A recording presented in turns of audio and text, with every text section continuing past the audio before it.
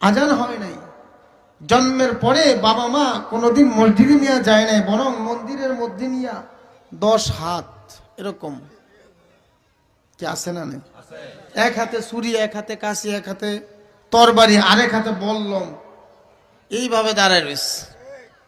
আমি তো ছোট মানুষ, মন্দিরে নিয়ে কইতেছি এটা তোর খোদা, তোর সৃষ্টিকর্তা, তুই সেজদা কর। আমি তো বুঝি না, কিন্তু ভয় তো লাগে।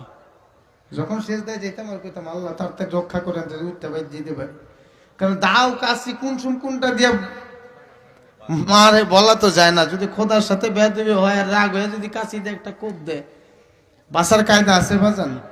ভয় পাইতাম। 1.5 হাত, একটা জিব্বা, চেহারা কুসকুসে কালো, জয় মা কালী আছে না নাই? আপনাদের না আমাদের ছিল আর কি। জয় মা কালীর 1.5 হাত জিব্বা, চোখগুলো এরকম খাড়া হয়ে রইছে, চেহারাটা কালো কুৎসিত। ভূত তো জীবনে দেখি নাই, ভূতের আকৃতি আর কি। আগের জমানায় মূর্তি পূজারীদেরকে ভূত পূজারী বলতো। কি বলতো? ভূত পূজারী।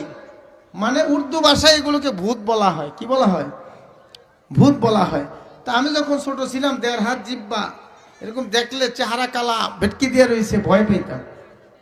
যখন দেখতাম 10 হাত নিয়ে খাড়ায় রয়েছে এমনি, সেজদা দিতাম আর মনে মনে কইতাম যদি বেশি না হোক, ধাম করে পইরা যায়।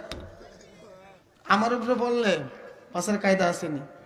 খুব ভয়ে ভয়ে সেজদা দিতাম, কারণ সেজদা না দিলে পিছন দিয়ে আবার বাপ মায়ে বকতো, মারতো।